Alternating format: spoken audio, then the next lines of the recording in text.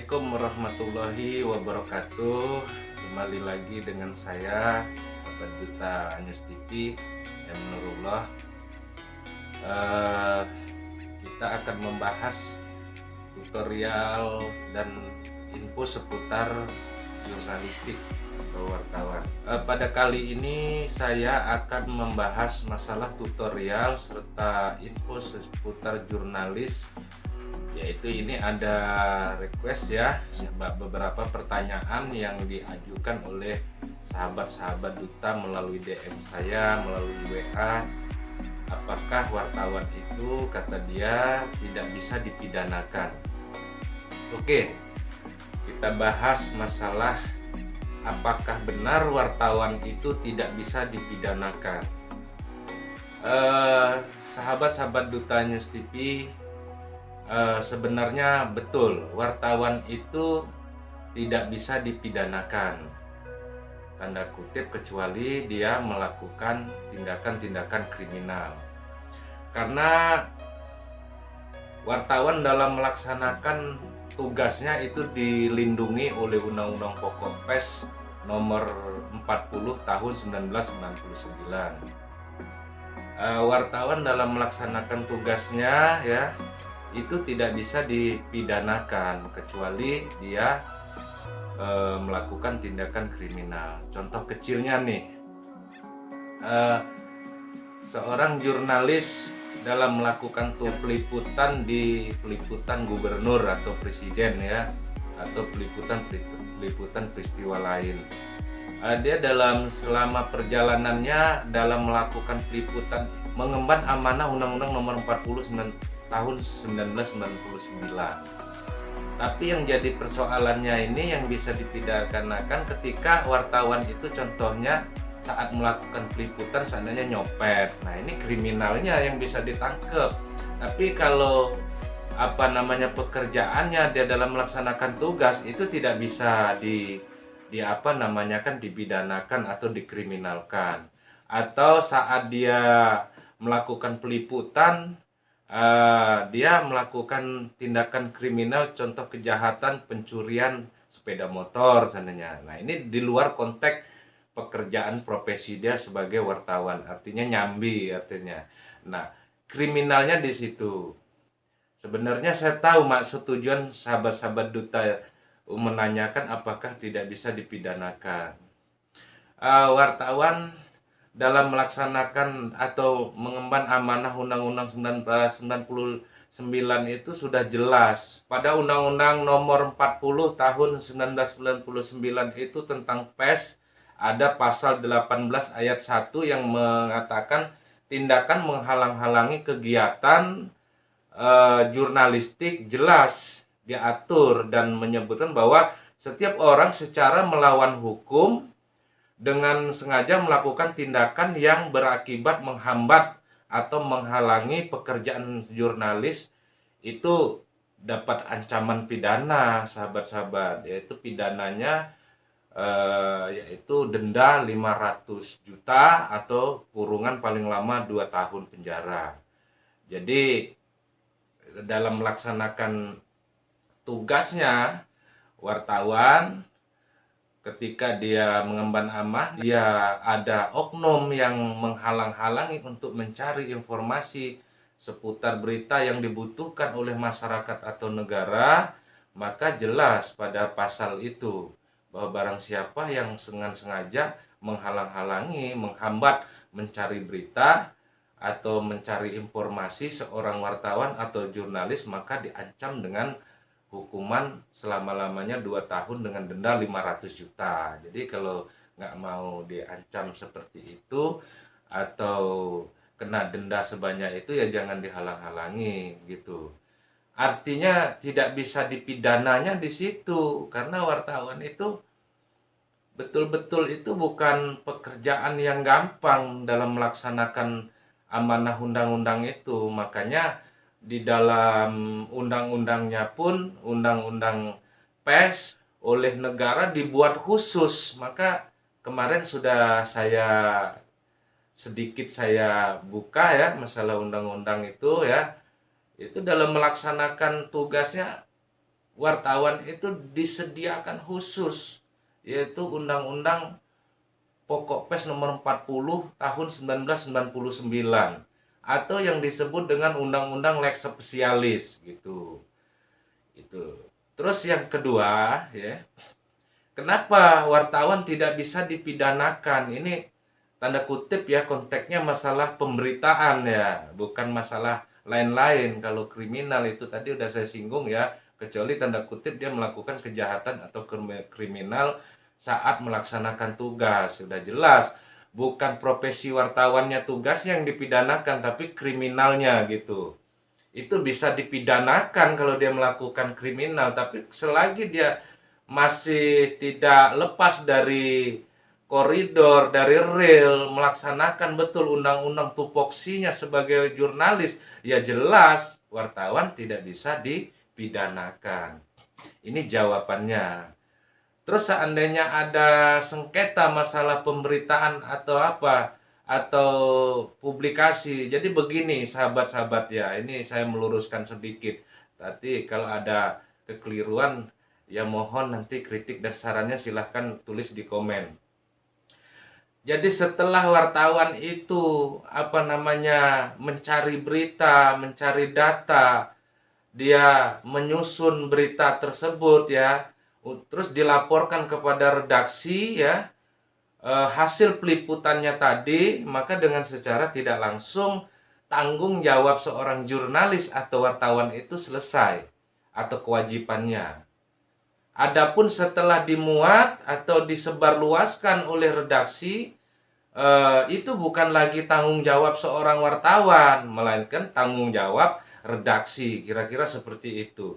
Sehingganya ketika ada konflik atau ada sengketa masalah pemberitaan, itu sudah menjadi tanggung jawab redaksi. Contoh, ada berita wartawan yang mengakibatkan pencemaran nama baik.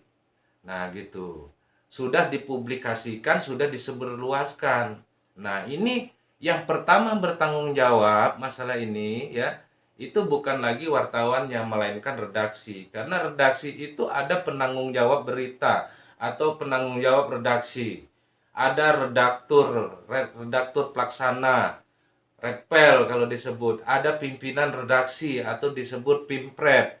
Kayak gitu. Jadi disitulah berita itu digodok dulu, diedit dulu di redaksi. Artinya ketika berita sebelum disebarluaskan itu diteliti dulu, diedit dulu oleh redaktur, diajukan dulu kepada pimpinan redaksi, ini layak enggak, berakibat fatal tidak, mengakibatkan hukum yang bisa menjerat wartawan atau redaksi tidak, itu ada di situ. Itu melalui rapat dulu kalau di redaksi itu. Gitu. Jadi dirapatkan dulu, ini mau jadi headline apa menjadi berita utama atau halaman dalam berita itu tidak bisa lagi wartawan mengatur masalah itu dan lepaslah tanggung jawab itu. Sehingganya singkat cerita, kalau sampai berita itu masuk ke ranah hukum ya, dituntut orang atau pencemaran nama baik atau apa, ibaratnya kalau kita ini tersangka dalam redaksi ya, tersangka satu itu adalah pimpinan redaksi, kedua redaktur, baru wartawannya, kayak gitu. Jadi wartawan itu tanda kutip ya tidak bisa dipidanakan selagi dia tidak melakukan tindakan pidana. Artinya selagi dia melaksanakan tugas dengan sebenar-benarnya sesuai dengan tupoksinya, memenuhi syarat yang sudah saya uraikan ke tutorial saya yang sudah berlewat kemarin, yaitu 5W plus 1H, artinya dia tidak lagi bisa dipidanakan. Kenapa? Memang betul-betul sudah sesuai dengan aturan. Berbeda dengan dikriminalkan, beda. Sering mendengar berita-berita masalah wartawan dikriminalkan, itu lain konteksnya ya sahabat-sahabat Duta News TV. Tapi begitulah, wartawan itu selagi dia melaksanakan tugasnya dengan sebenar-benarnya, maka wartawan tidak bisa dipidanakan. Karena jelas wartawan itu menjalankan amanah Undang-Undang nomor 40 tahun 1999. Artinya ada yang berbicara wartawan itu kok kebal hukum. Ya bukan kebal hukum, tidak ada yang namanya manusia itu yang kebal hukum di muka bumi ini. Selagi dia sesuai dengan aturan, ya nggak mau, ya masa mau dipidanakan atau mau dihukumkan, kan nggak mungkin, karena undang-undang itu negara yang membuat itu. Jadi sahabat-sahabat Duta News TV, pertanyaan masalah apakah wartawan itu bisa dipidanakan, selagi dia tidak melakukan tindakan kriminal, dia tidak bisa dipidanakan itu, kecuali dia melakukan tindakan kriminal. Liputan, berita, mengancam narasumber, memeras. Nah, itulah memerasnya, itulah yang bisa dipidanakan, karena memeras narasumber itu bentuk dari tindakan kriminal atau pemerasan. Nah, di situ. Jadi kalau ada oknum meras ketangkep, bukan profesinya dia sebagai seorang jurnalisnya yang dipidanakan sama aparat, tapi tindakan kriminalnya itulah yang dipidanakan, gitu, yang terkena pidananya. Jadi begitu.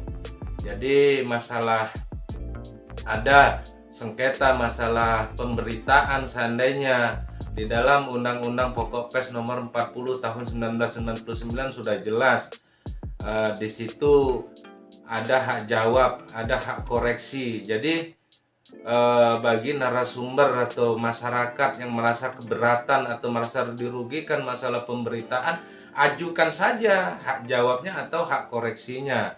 Karena kalau tidak dimuat selama oleh redaksi, itu ya itu satu pelanggaran juga di dalam kode etik jurnalistik. Jadi begitu sahabat-sahabat Duta News TV. Jadi bukan berarti wartawan itu tidak bisa kebal hukum, tapi memang betul kalau memang dia sudah melakukan pekerjaan sesuai dengan aturan, sesuai dengan koridor, sesuai dengan tupoksinya sebagai jurnalis, mematuhi Undang-Undang nomor 40 tahun 1999, maka secara otomatis ya saya jamin wartawan itu betul-betul wartawan dan nggak bisa dipidanakan. Walaupun dia mengatakan bahwa seorang pejabat memberitakan korupsi atau gimana berdasarkan faktanya jelas, ya nggak bisa dipidanakan gitu. Jadi begitu. Nanti kita, andai kata ada yang bertanya masalah bagaimana kalau ada pihak yang dirugikan dengan pemberitaan, atau ada unsur pencemaran nama baik, atau menghakimin tendensius, nanti akan saya bedah di sini. Ada nanti undang-undangnya di dalam kode etik jurnalistik ya. Aturan-aturan wartawan harus memenuhi unsur ini, harus mematuhi aturan ini. Itu sudah diatur semuanya. Negara menyediakan Undang-Undang 40 nomor 1999 serta kode etik jurnalistik, itu luar biasa. Memang kalau seorang jurnalis, seorang wartawan sudah mematuhi undang-undang itu, kode etik jurnalistik, saya yakin bekerja itu betul-betul profesional, tidak melakukan pelanggaran-pelanggaran atau tidak akan menyimpang dalam konteks, dalam real, dalam profesinya. Jadi begitu sahabat-sahabat tutorial saya yang hanya sedikit, mudah-mudahan bermanfaat bagi sahabat-sahabat Duta News TV. Saya minta kepada rekan-rekan jurnalis juga, ya bukan berarti saya sok pinter, tapi di sini kita berbagi wawasan dan berbagi ilmu. Artinya kerjakanlah profesi kita sebagai jurnalis itu betul-betul mengemban amanah negara, mengemban amanah Undang-Undang 40 tahun 1999. Kenapa? Wartawan itu adalah pekerjaan mulia, pekerjaan yang betul-betul terhormat. Andai kata ada yang berpikiran negatif atau memandang sebelah mata, itu abaikan saja. Karena prinsipnya kalau kita sudah melakukan pekerjaan itu sudah sesuai dengan aturan, walaupun ada perkataan-perkataan yang tidak benar, ya abaikan saja. Yang jelas kita sudah melakukan yang benar. Artinya ketika orang mengkritik kita, memberikan masukan, bahkan menghujat kita, artinya karena mereka itu sayang dengan profesi kita. Artinya tidak menginginkan kita melakukan profesi kita sebagai jurnalis atau sebagai pewarta yang menyimpang dari aturan yang ada. Semoga apa yang saya sampaikan walaupun dengan waktu singkat ini bermanfaat bagi kita semua. Saya akhiri, assalamualaikum warahmatullahi wabarakatuh.